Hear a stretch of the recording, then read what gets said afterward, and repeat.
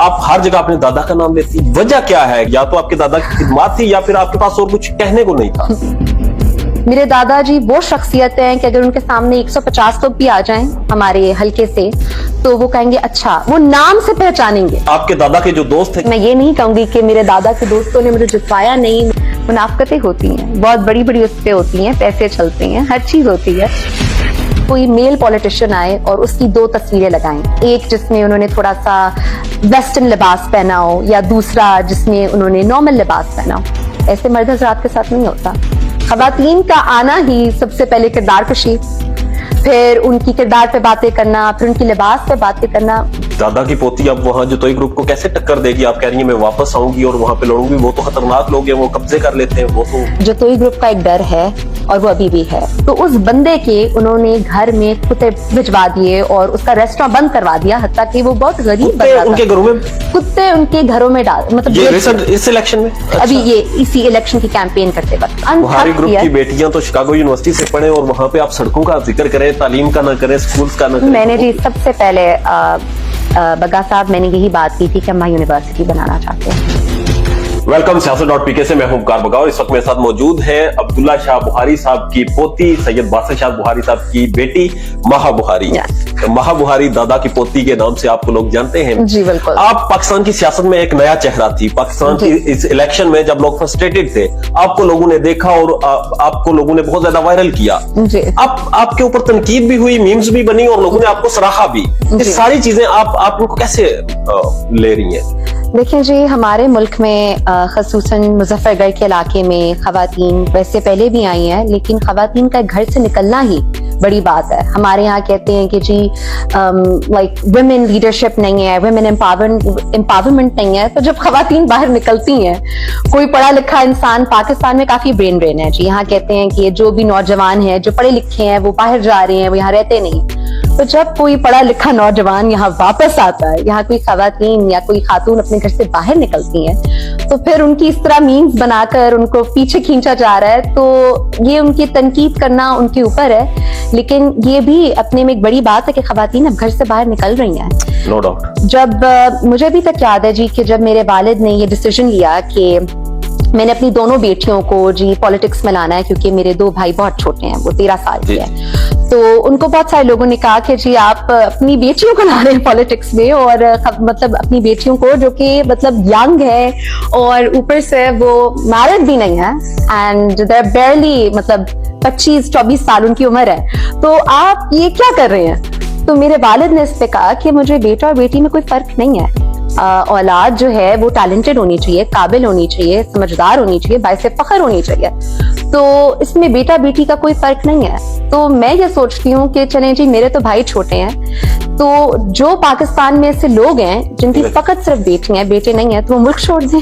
मैं खुद बहुत सरप्राइज था कि जब मैंने मुजफ्फरगढ़ में आपको देखा लोगों के साथ तकरीर करते हुए, बातें करते हुए और वहां पर बेबांगे दहल आते हुए सामने। तो मेरे लिए एक सरप्राइज था कि मुजफ्फरगढ़ जैसे इलाके में आप जिस तरह सामने आ रही हैं। मगर एक चीज है जो बहुत ज्यादा डिस्कस हो रही है कि आप हर जगह अपने दादा का नाम लेती हैं, हर जगह आप अपने, वजह क्या है कि आपके पास दादा का नाम आप ले क्यों रही थी? उसमें या तो आपके दादा की खिदमत थी या फिर आपके पास और कुछ कहने को नहीं था? नहीं जी, कहने तो मेरे पास बहुत कुछ था। खिदमत पूरे बुखारी ग्रुप ने, मेरे वालिद ने भी बहुत की हैं, और अभी भी मैं इस मुल्क के लिए एक नजरिया लेकर आई। यूनिवर्सिटी की मैंने बात की, मैंने कहा कि सिर्फ अब सोलिंग बिजली से आगे बढ़े, मुल्क को आप जतोई जैसे शहर को मेगा प्रोजेक्ट्स दें।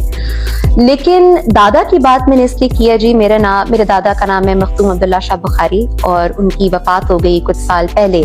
लेकिन मेरे दादा वो शख्सियत हैं कि अगर आप अभी भी मेरे गांव में जाके, आप मीडिया से हैं, आप जाके सर्वे करें, तो आप उनका नाम पूछेंगे तो लोग फौरन कहेंगे जी अब्दुल्ला शाह बुखारी की बात कर रहे हैं आप। मेरे दादाजी वो शख्सियत हैं कि अगर उनके सामने 150 लोग भी आ जाएं हमारे हल्के से, तो वो कहेंगे अच्छा, वो नाम से पहचानेंगे।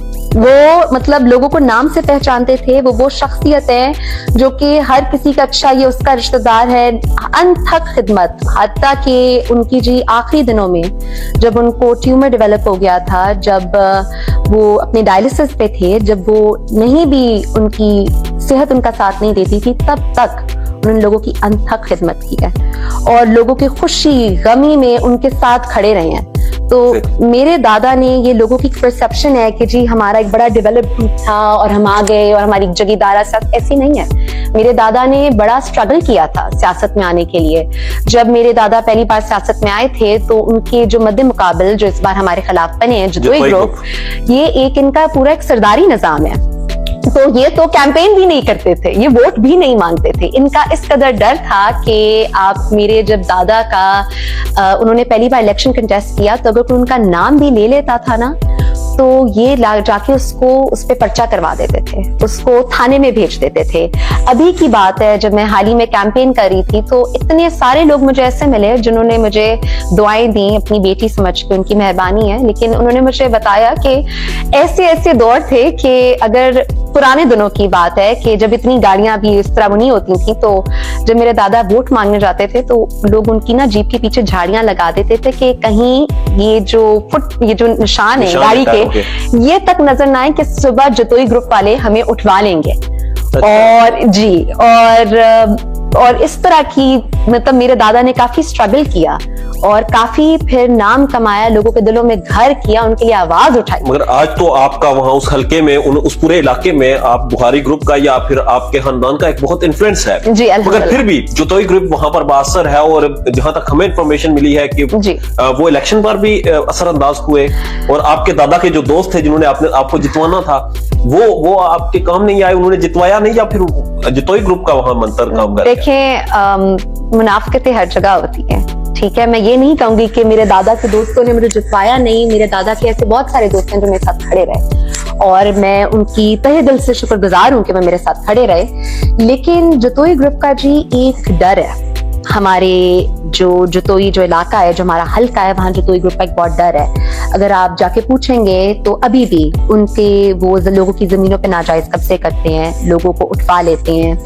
हत्ता कि अगर उनको मतलब कहीं पिक्चर भी, जैसे कि ऐसी जगह है, ऐसे मतलब वाकये सामने आए हैं कि अगर उन्होंने मेरे दादा की पिक्चर भी देखी है ना कहीं, तो उस बंदे के उन्होंने घर में कुत्ते डाल दिया है, लाइक कुत्ते भिजवा दिए और उसका रेस्टोरेंट बंद करवा दिया। हत्ता कि वो बहुत गरीब बंदा था। उनके घरों में कुत्ते उनके घरों में डाल, मतलब ये इस इलेक्शन में जी, ये तकरीबन कोई 2 साल पहले की बात है। अच्छा। अभी ये इसी इलेक्शन की कैंपेन करते वक्त और रीसेंट इलेक्शंस में उन्होंने लोगों को उठवा लिया।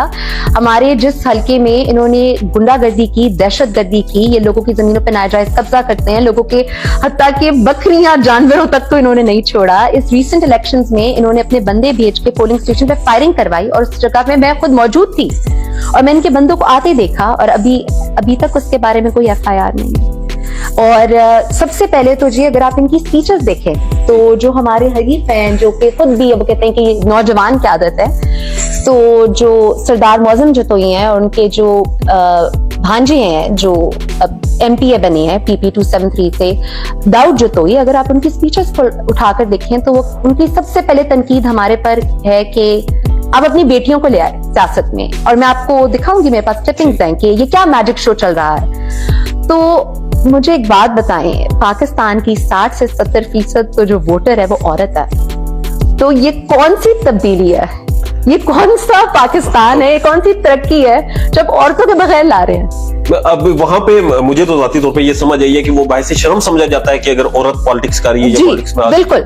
और मेरी बहन के लिए आना एक मेरे वालिद के लिए आसान एक स्टेप नहीं था। और ये बात जब मैं अपनी बहुत बार मैंने स्पीचेस में भी कहा है कि मेरे दादा की दूरअंदेशी थी कि मेरी आप पोतियां ये लायक हैं और मेरे पोते बेशक छोटे हैं पर मेरी पोतियां काबिल हैं, तो इनको लाया जाए आगे, तो बेटा बेटी में कोई फर्क ना किया जाए। तो अगर खवातीन जो है, खवातीन के लिए घर से निकलना जी इस मुल्क में आप बगा साहब में से बेहतर जानते हैं कितना मुश्किल है। तो अगर आप मुजफ्फरगढ़ जैसे इलाके में निकलना कितना मुश्किल है। अभी भी मतलब जब भी बात होती है वो खवातीन के लिबास पर बात, मुझे एक बताएं, बड़ी नॉर्मल बात है, तमाम व्यूअर्स भी देख रहे हैं, उनसे भी मैं पूछूं कि ऐसा कब होता है कि कोई मेल पॉलिटिशियन आए और उसकी 2 तस्वीरें लगाएं, एक जिसमें उन्होंने थोड़ा सा वेस्टर्न लिबास पहना हो या दूसरा जिसमें उन्होंने नॉर्मल लिबास पहना हो। ऐसे मर्द हज़रात के साथ नहीं होता। खवातीन का आना ही सबसे पहले किरदार कशी, फिर उनकी किरदार पे बातें करना, फिर उनकी लिबास पे बातें करना। मुझे बताएं हमारा मुल्क कब तरक्की करेगा जब हम खवातीन के लिबास से आगे नहीं बढ़ रहे। एग्जैक्टली। और आपकी जो तस्वीर सामने लगी वो एक नॉर्मल तस्वीर थी जिसे बहुत बड़ा एक स्कैंडल के तौर पे पेश किया गया कि ये अमेरिका में ये है और यहाँ पे दुपट्टा है। और आपको मैं बता दूं बगा साहब, माफ कीजिएगा मैं आपको कट करी, वो तस्वीर दरअसल अमेरिका की नहीं थी, वो दरअसल लम्स मेरी यूनिवर्सिटी की तस्वीर थी। तो उन्होंने उसको अपनी तरफ से यूएस से बना दिया ये वाली। और एक और जो दूसरी तस्वीर थी वो भी अमेरिका की तस्वीर नहीं थी, वो एक और मुल्क की यूरोपियन मुल्क की तस्वीर थी। पर लोग हैं, उन्होंने जिस तरह बात करनी है, पर यू हैव टू ऑन के आपकी तस्वीर थी, आपको कोई उससे मसला मुझे इस बात से कोई मसला नहीं है। आप अमेरिका छोड़ के या पढ़ने गई थी वहां पर, आप वापस आई और एक नया पढ़ा लिखा चेहरा सामने आया। इस पढ़े लिखे चेहरे को आपकी बहन भी एजुकेटेड है, वो आई, आपने उनकी कैंपेन की, आपने अपनी वालिदा की कैंपेन की, आपने अपने वालिद साहब की कैंपेन की, मगर आप लोगों को असेंबली में नहीं जाने दिया गया। आप बासर भी थे, आप असेंबली में जाते भी रहे और राय ये भी कायम की जाती है कि आप माजी में एस्टेब्लिशमेंट के साथ चलते रहे, एस्टेब्लिशमेंट ने आपको मुख्तलिफ जमातों में भेजा। इस दफा क्या हुआ कि एस्टेब्लिशमेंट का किरदार था, जो तो एक ग्रुप मजबूत था, या फिर लोगों ने आपको वोट नहीं दिए? देखिए जी, मैं जो भी बात कहूंगी लोग उससे अपनी तर्ज से ही लेंगे, तो मैं अपनी हकीकत बयान करूंगी, बाकी जो है पाकिस्तान की अवाम वो बहुत अक्लमंद है, वो समझ जाएगी। देखिए, जतोई ग्रुप का एक डर है और वो अभी भी है। अभी अगर आप मेरे गांव में जाके, मैं तो अर्ज करूंगी आप सर्वे करें और आप जाके मालूमात हासिल करें और आप लोगों को देखें कि अभी तक जतोई ग्रुप ने ओथ नहीं उठाया, लेकिन उन्होंने लोगों की जमीनों पर कब्जे करना शुरू कर दिए इस इलेक्शन के बाद। अभी कितनी तारीख, 8 फरवरी को इलेक्शन हुआ है जी, 8 फरवरी को, और आज क्या तारीख है, आज 14 है। तो आप देख लें गालबन 6 दिन में, अभी हफ्ता भी नहीं हुआ उनको इख्तिदार में आए हुए, और उन्होंने लोगों की जमीनों पे कब्जा करना शुरू कर दिया है, लोगों पर नाजायज पर्चा शुरू कर दी है, उन्होंने लोगों को मरवाना शुरू कर दिया है। और मुझे रोज अपने हल्के से तकरीबन 5 से 6 कॉल्स आती हैं कि बीबी हमारे पे इन्होंने तशद्दुद किया है लेकिन हमारी FIR भी नहीं दर्ज की जा रही।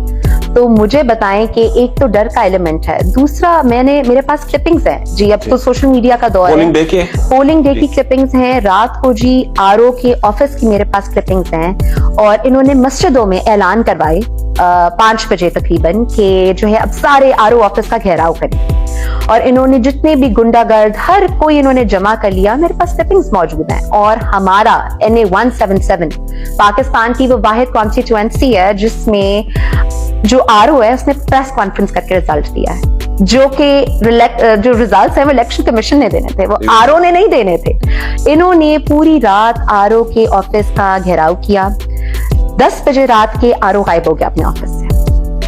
12 बजे जी वो बाजियाब होते हैं, और जितने भी जतोई हजरात हैं वो RO के ऑफिस में सारी रात बैठे रहे हैं, और उन्होंने पूरा घेराव किया है। कोई पुलिस फोर्स नहीं आई, कोई रेंजर्स नहीं आई, कोई भी नहीं आया। तो आप मुझे एक बात बताएं, बाकी आप मेरे से ज्यादा समझदार हैं, आपने इंटरव्यूज भी किए हुए हैं, आप खुद एक जर्नलिस्ट हैं, एक सहाफी हैं, मुझे बताएं बगैर किसी बैकिंग के आप RO ऑफिस का पूरी रात घेराव कैसे कर सकते हैं, और उसके अंदर RO के साथ जाके बैठ जाना, और रिजल्ट भी प्रेस कॉन्फ्रेंस पे करना। और आप यकीन करें मेरे पास तो फॉर्म 45 की पिक्चर अभी तक तो आपकी तरफ से कोई एतराज नहीं आया? आपने कोई एप्लीकेशन दी फॉर्म 45 के हवाले से, या आपने? जी, हम एप्लीकेशन दे रहे हैं, हम हाई कोर्ट जा रहे हैं, हमने तो जी रिकाउंट की।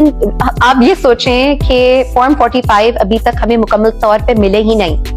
इन्होंने कुछ पोलिंग एजेंट्स, जी हमारे कुछ पोलिंग एजेंट्स को इन्होंने फॉर्म 45 दिए ही नहीं, सिर्फ पेपर पे रिजल्ट लिख के दे दिया। और मेरे पास ऐसी फॉर्म 45 की, और हैरानगी की बात है, और जितने भी यहाँ पढ़े लिखे लोग इस वक्त मेरे इंटरव्यू को देख रहे होंगे वो इस बात की तस्दीक भी कर सकते हैं, मैं आपको पिक्चर दिखाऊंगी, और इस बात को जानते भी होंगे कि फॉर्म 45 पे हर कैंडिडेट के आप वोट्स लिखते हैं। अगर किसी कैंडिडेट को 0 भी मिले हैं तो आप 0 लिखते हैं, उसका भी होगा, उसका नाम होता है, उस पर आप 0 लिखते हैं सामने, और फिर PRO उसको सिग्नेचर करता है और साइन करता है, बाकी सारे उसको सिग्नेचर करते हैं। मेरे पास ऐसा भी एक फॉर्म 45 है जो मैं आपको दिखाऊंगी, आप व्यूअर्स को दिखाइएगा, जिसमें PRO के सिग्नेचर्स हैं, लेकिन जो PP 272 पे मेरे वालिद के खिलाफ जो जतोई ग्रुप से जो कैंडिडेट लड़ रहे हैं उनके जो सामने वोट्स हैं उसकी मेरे वालिद के वोट्स लिखे हुए हैं, जिन्होंने क्रेन से वोट लिया लिखे हुए हैं, जिसके जो वोट्स लिखे हुए हैं सिर्फ उनके सामने जो है वो ब्लैंक स्पेस छोड़ दिया है कि वो खुद ही इसको बाद में जी वो जब भी उसको फिल करें, वो जो फिल करें, वो जो लिख दें, उनको जी मतलब मतलब they can get away with it, like in short. तो आप ये कह रही हैं कि जो तोई ग्रुप को पीछे से किसी की बैक थी और उन्होंने जाकर वहां पर मैनिपुलेशन की, और अब आपकी जो रिकाउंटिंग की एप्लीकेशन है या फिर कानूनी मामलात हैं उनमें भी आपको एंटरटेन नहीं किया जा रहा। देखें बका साहब, अगर मैं आपको हकायक बताऊं, आरओ के ऑफिस में बगैर बैकिंग के, मैं ये नहीं कहती, चले मैं